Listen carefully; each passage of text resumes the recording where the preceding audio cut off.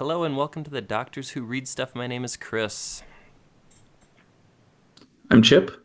And I'm this is a Brian. special social distancing episode of the Doctors Who Read Stuff.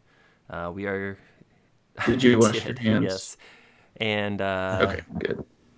yeah, so this is going to be kind of fun because we're going to actually be in a different location for the first time ever. Yeah. Something It new, is, something and it's fun. It's going to be a blast, I'm sure. So, we are covering Mistborn, the Final Empire, and this is chapter 38 and the epilogue. We are finally at the end of this book. Finally. Boy, what a So this what is a the end of ride the Yeah, it Sanderlange. is, believe it or not. for now. So, Yeah. Dun, dun, Well, there's dun. more right, books, there's more books. but So, real quick, let's just preview or review what happened, right? So, we left the last episode with Vin packing up to go take on the Lord Ruler because she thought she had an idea. So she, in a grand entrance, she confronts the Lord Ruler, realizes that she's completely outclassed. But then an Inquisitor shows up, and it is Marsh. She and Marsh both team up together. Vin, using the 11th Metal, figures out that the Lord Ruler is actually Rashek, the Terrisman. So working together, they figure out there's some alchemy and ferrochemy stuff going on. They defeat the Lord Ruler. They kill the Lord Ruler. And their mission is accomplished. So why don't we jump right in and just let's dissect this a little bit. sounds good. Boy, There there's a is. lot there. Yeah. I for one, before I go anywhere else, have to say again how shocked I was to see Marsh back. I was pretty sure he was dead before. I kind of let on like, that there was a small possibility. I was completely surprised when I came across that Well, part. It was Chip really called fun. it. And I kind of thought that he might have been alive because of the Yeah, way they set that's up that right. death scene and you couldn't recognize the body. But the further we got into the book, I thought, well, maybe he really did die. And, he didn't show up till like halfway through Yeah. the last chapter. So the pacing and the way this entire sequence was set up, I thought was really well executed. Yeah. And we got our first ever point of view from an Inquisitor, which was pretty cool. That was kind of neat to talk about the way they see Yeah. things and Yeah, we got... How they actually are blind, more or less, yeah, but they have elementic ability. Yeah. And right. we got to see Vin's entrance, like shattering the glass in the Lord Ruler's throne room through the Hmm. Inquisitor's perspective, which I think lent a lot to the awe factor almost. Yeah. But that was really cool. So she used the 11th Metal twice. The first time she thought she could make Mhm. this younger version of the Lord Ruler appear and kill him, Kill which him. didn't Yeah. work. It That was a was. good idea. Yeah, I thought that makes sense. You kill like a previous version of them, you kill the present version. But no, that's Right. not at all what it was. No, and I don't know that we still know what the 11th metal really does, do Right. we? Um, Other I than mean, it well, gives a vision like of yeah. a past self and a future self, and Yeah. I don't know. Well, good and question. when she tries it the second time, she kind of looks at the figure that appears and she realizes that it kind of matches the description in the logbook of Terrisman and Rashek, and that's where she kind of puts that together. Yeah, And I remember Sanderson specifically calling out when the Lord Ruler shed his cloak and he had the bracelets and the bracers on the arms and all this metal. yeah. Well, I remember that they talked about at different points all the jewelry that he wore. He Right. kind of flaunted the fact that he wore metal, and nobody challenged him on it, or Yeah. that nobody could touch him. But I didn't put it together. I know that he kind of dropped those hints kind of Yeah. all the way, for about half the book through about kind of blending ferrochemy and allomancy. Mm-hmm. But I don't think I expected it to be that powerful. Right. No, there was basically nothing Vin could do to him. No. I mean, he was But I think once you realized that the bracers were kind of the key to his strength, and the fact that they were like, weren't they like dug into his skin yeah, they even, were or like those, like anchored in spikes that somehow. were, Yeah, yeah. which is kind of grotesque. Right. But then it kind of goes back to the room within the room in Credit Shaw, where he's going to basically store up all this strength and power, and I assume that's what he's doing in that room for the 3 days or whatever that he goes in there. That when he goes in once every 3 days or something like that, that he's basically making his metal stores. Yeah. Brian, we were talking a little bit earlier, and you and I both kind of mentioned the point of view from the Inquisitors, and one of the things that kind of was an aha moment was like the exhaustion that they mentioned. Right. Right. And how, I mean, it kind of goes to show, they even talked about how, when all of the Inquisitors were leaving the throne room originally, they're all going to Yeah, bed, they're tired. Yeah. Right. Like, they sound like a toddler, like, oh, just go take a nap for a while. You'll be fine. But it just really struck me as kind of odd. But now thinking about it, it's like, well, maybe that's where they draw all of their power from. Like they just have to recover because they're so strong when they're awake. They just have to have that extra recovery time to sleep. Yeah. We still don't know why they're so strong either, do we? We didn't really No, well, get. No. Marsh kind of led into that. I mean, we don't know, but Marsh said that there was something with like the way that they had to do the transformations, and Yeah. that there were a lot of corpses, and I think he called it I messy. mean, really, it was It's a messy. Yeah. yeah. I wonder if we'll hear more about that in book 2. I hope. I'm curious about that. But what I thought was kind of, I don't know, it was interesting that they're basically like toy soldiers. And once Marsh realized that you just kind of pull the screw out of the back, then they die. They all fall apart. Yeah, the fact that they have 11 of those spikes in is grotesque. Did I use the word grotesque in this episode? I feel like this is like I don't think so. Maybe I just thought it. Probably. But yeah, it's like basically you pull the spike on the neck, it breaks a connection to the other 10, and that kills them. He's like, well, yeah, Kelsier, beheaded that one, which does the same thing, but this is a lot easier. So even after Kelsier dies, Marsh is still taking shots at him. Well, right. and I thought it was kind of interesting too that was the first thing when they attacked the Lord Ruler that Marsh tried to do the same thing to him, but it wasn't there. That's where the Lord Ruler's cloak got removed, was because Marsh tried to pull it, thinking there were spikes. Yeah, that was a good point. I'd forgotten about that.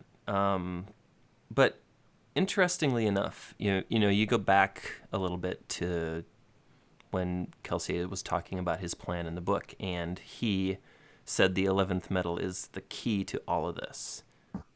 It was, I think, just not in the way he had envisioned. The 11th Metal allowed Vin to determine that the Lord Ruler was Rashek, which allowed her to figure out where he was drawing his power. So, and kind of find that weakness or that chink in his armor that she could go after. And so, from a certain point of view, to quote Obi-Wan Kenobi, Kelsier was right. Good point. So that was just kind of interesting. And what I also liked was that Marsh, even though he's now an Inquisitor, he's still Marsh. Yeah, he didn't lose. He didn't lose himself. It wasn't like a Nazgul thing, right? Yeah. Right. Right. Where he just becomes a mindless minion or some, consumed by evil or whatever. Yeah, but I mean it. And what I mean, it's not really central to the story. I think it served more as like exposition for our sake. But when Sazed shows up after they get the bracers off of him and chuck him out the window, and he's basically like shriveled up, I think Sazed coming in is a way for Sanderson to clue us in on a couple of things that happened. Right. Right. Because, well, I mean, that's really where they begin the conclusion of the book. I mean, we've already hit the end of the Sanderlanche, and now we're talking about the final part of the book. So before we hit the wrap up, I mean, I'm going back and I'm thinking it's been a couple of days since I finished the book, because I make a conscious effort to wait like 2 or 3, maybe 4 days before we record, just so stuff is like fresh in my head. But I mean, it just thinking about it over the past couple of days, I'm like, man, that was really well done. I don't. So the last book we did was The Name of the Wind. I don't remember being as blown away by that ending as I was this one. Right. Yeah, and they're both first books in a trilogy. I know that Kingkiller Chronicles isn't a trilogy yet, but supposedly it will be soon. In theory. But this one felt, I like the ending of it because it felt standalone in a way that if there were no other books, I'd still be satisfied with the way it ended. Good point.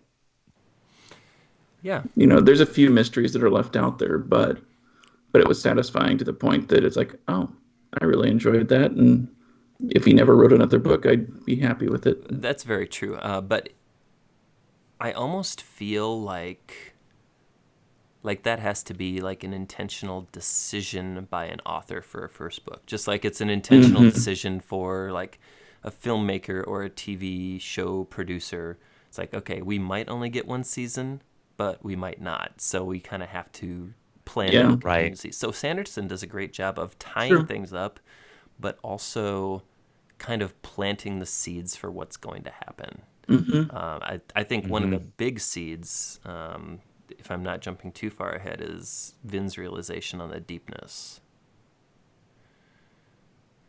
Yes, and what she doesn't know about it, because they kind of all collaborate even, and it's still an unknown. Yeah, we don't know much about it at all, do we? Don't, and I don't No. want to get too far ahead because I think there's a lot in There's a lot between that happens there where they go into more in depth with the ferrochemy and the alchemy and how he's used that to really achieve his quote-unquote immortality. It wasn't really immortality. Yeah. It was really just kind of an elementic, ferromantic trick. So they did go back and they reiterated that Elemancy wasn't around until the Well of Ascension. Elemancers first appeared with the mists, was the quote in the book. And Vin, he's like, oh yeah, well, the mists do kind of react to Elemancers. But here's something interesting. She said she felt something at the end, and I don't know that I caught what she felt at the end with the mists. I remember the Lord Ruler like flinging her into the mists, and she like having some concept that the mists were curling around her, but I don't remember what she felt. I can't remember. I remember that scene, but I don't recall what she felt either. I mean, that's just, I think, one of those seeds for the next book, or maybe 2 books down the line, or something like that. But yeah. The other interesting part was we learned a little bit more about the Chandra, however you say that. There's another part going back to that battle with the Lord Ruler when I think that there's even a scene where she says she could feel him like pulling and pushing the metals that were still in her stomach. The stuff inside the body, like the tiny bits of. Yeah. That just sounds uncomfortable. Huh. Yeah. But anyway, yeah. Yeah. So, and that's a good point. Go ahead, Brian. Sorry. Oh no, that was my point. Was that they talked about how like these little minuscule atoms of metals were still floating around in the body, and unless you were powerful enough, you couldn't really control those. Yeah.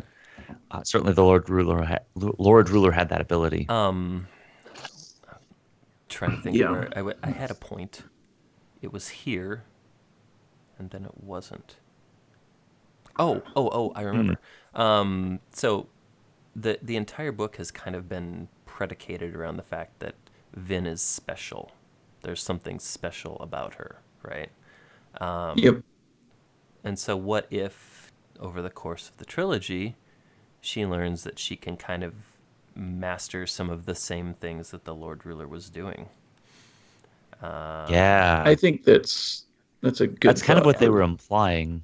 I mean, Well, she's the one that asked Sazed at one point if she could burn. Right? She tried to burn one of his Yeah. metal stores, and it didn't quite work. But then it did work for Sazed. So now, if she could make her own metal store, then I think that would be an accurate Yeah. statement then for future Yeah. books. Good point.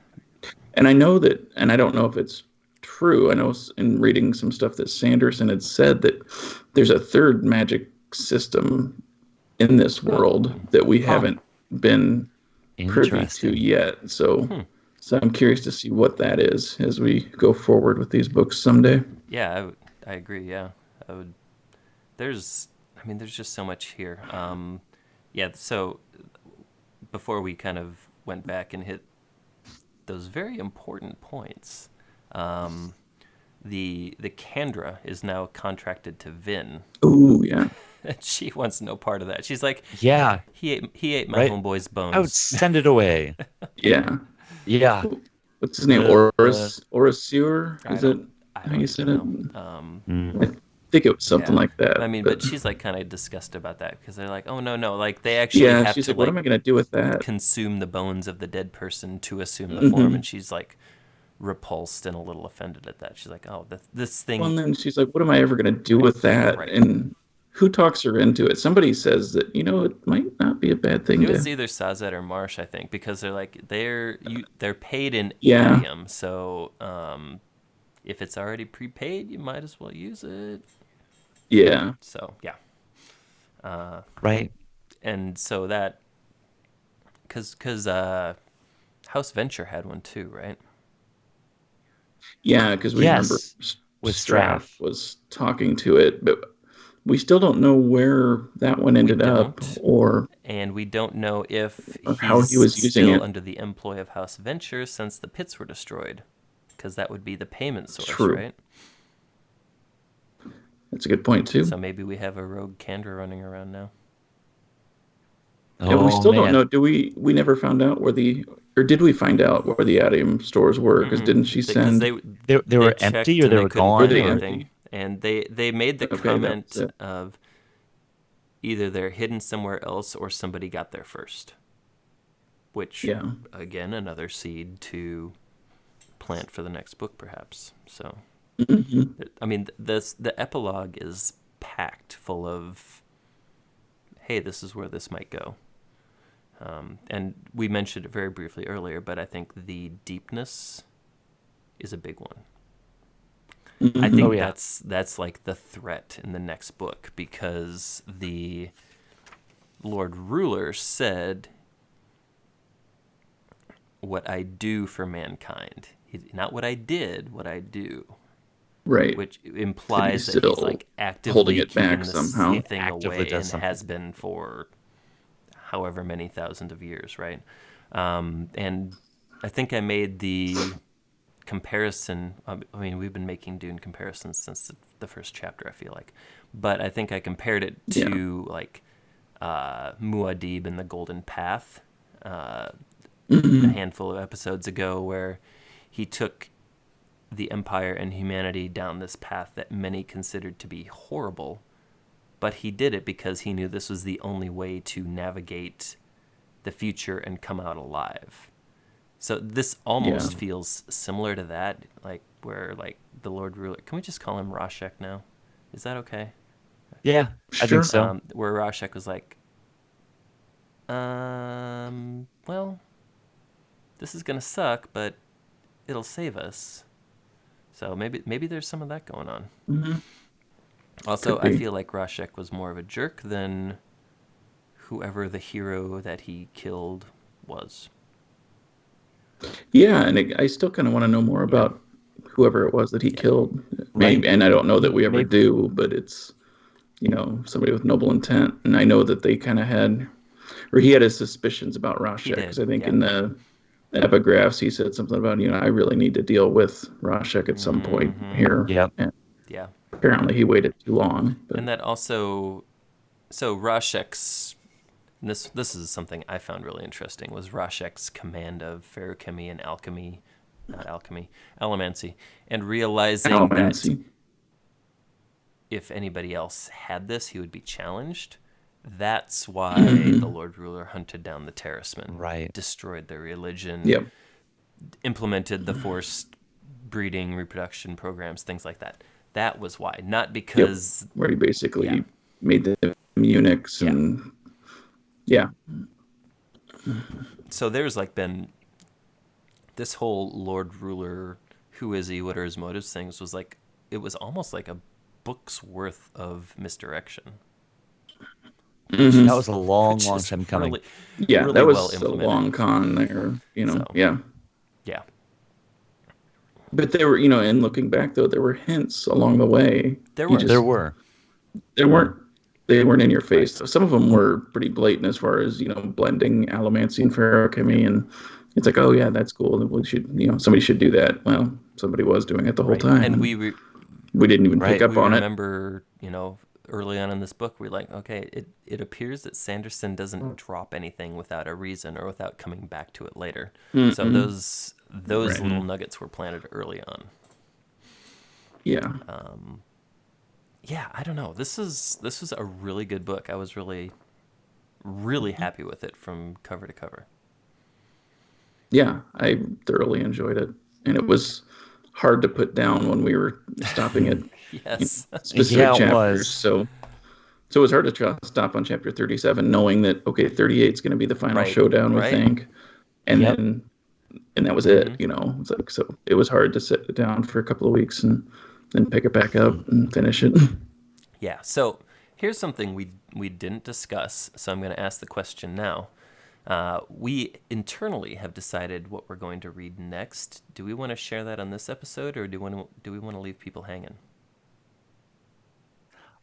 I say we leave people hanging for another Okay. episode. We could do Now, that. Make them I wonder. Plus, that'll give them time to give us comments on what they would like us to read, on subsequent books as well. so, but what I will say is, don't unfollow us because we're making you wait a week. Don't Oh, unsubscribe. ah, uh, Please do subscribe, but Yes. Yeah. If you've liked what you've been listening to and you've been following us, please we encourage you to click that subscribe button because we would love to join you every week to talk about books. All right. This was Mistborn: The Final Empire by Brandon Sanderson. We conquered it. We crested the mountain. I don't have any other analogies, hokey or otherwise. Brian, do you? hmm. Um, we ran the race. We We finished. tapped that. Oh wait, nope, We that's a bad won. one. Never mind. yeah. All right. So we will be back. On that We will be note, back next week. We will tell you what we're doing next, and kind of like this one, I think we're just going to kind of spitball as to where we think this set of books is going to go. yeah, Well, not set of and we'll books, probably be set of stories. we'll be socially distanced again. I Then I believe so. think. Yeah. So if there have been any technical issues, we'll work on getting those straightened out. So thank you for listening / Hopefully, we'll watching. be back together again Right. soon. Yeah. Because I miss your faces. Well, you can see our faces, but I mean, like miss having them in this room. oh, Yeah. okay. Oh, how I nice know. of you. I'm a sweetheart. Okay. Thank you again, everybody. We look forward to seeing you next time. And in the meantime, Brian, that's you. Alonzi.